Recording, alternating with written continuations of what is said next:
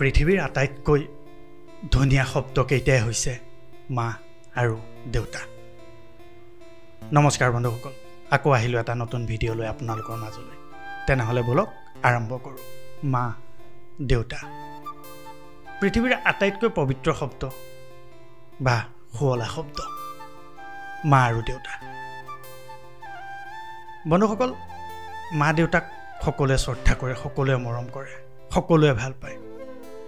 তথাপিও কেতিয়াবা এনে লাগে যেন আমি কেতিয়াবা কোনোবা ক্ষেত্ৰত মা দেউতাৰ প্ৰতি আমাৰ কৰিবলগীয়া কৰ্তব্য, কৰিবলগীয়া কামবোৰ যেন নকৰাকৈ থাকোঁ।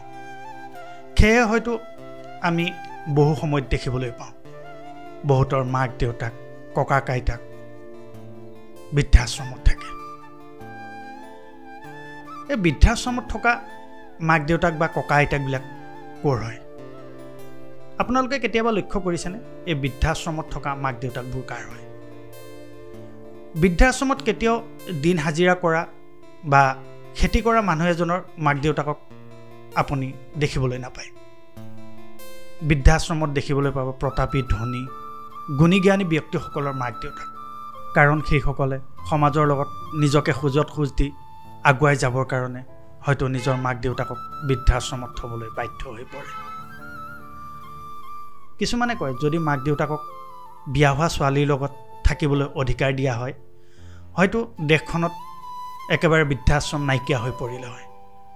কিন্তু মই এটা কথা জানো, যদি সেই ছোৱালীজনীয়ে বিয়া হৈ অহাৰ পাছত নিজৰ শাহুৰ শহুৰক নিজৰ মাক দেউতাক বুলি ভাবে, এখন দেশত কিয় গোটেই পৃথিৱীতে বৃদ্ধাশ্ৰম নাথাকিব। বন্ধুসকল, কেতিয়াবা বৃদ্ধাশ্ৰমলৈ গ'লে আপোনালোকে লক্ষ্য কৰিব, তাত থকা মাক দেউতাকসকলে কেতিয়াবা নিজৰ ল'ৰা ছোৱালীক দেশৰ বাহিৰত পঢ়ুৱাই নিজকে জখ মাৰিছিল সমাজৰ আগত, মোৰ ল'ৰাটো বা মোৰ ছোৱালীজনীয়ে অমুকত পঢ়ি আছে, অমুকত চাকৰি কৰি আছে। কিন্তু বুঢ়া বয়সত সেই ল'ৰা ছোৱালী আহি নিজৰ মাক দেউতাকক অৱহেলা কৰি বৃদ্ধাশ্ৰমত থৈ আহে।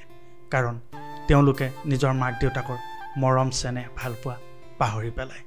বাহিৰৰ সমাজখনৰ ৰীতি নীতি, আচাৰ ব্যৱহাৰ, সংস্কৃতি আঁকোৱালি লৈ নিজৰ মাক দেউতাকৰ দৰে পবিত্ৰ শব্দটিক পাহৰি পেলায়।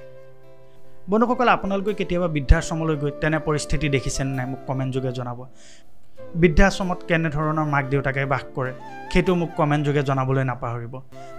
যদি ভিডিঅ'টো চাই ভাল পালে তেনেহ'লে লাইক, কমেণ্ট আৰু শ্বেয়াৰ কৰিব। লগতে মোৰ চেনেলত ছাবস্ক্ৰাইব কৰি দিব আৰু বেল আইকনটো দবাই দিব, যাতে মোৰ সকলো ভিডিঅ' আগতীয়াকৈ পাই থাকে।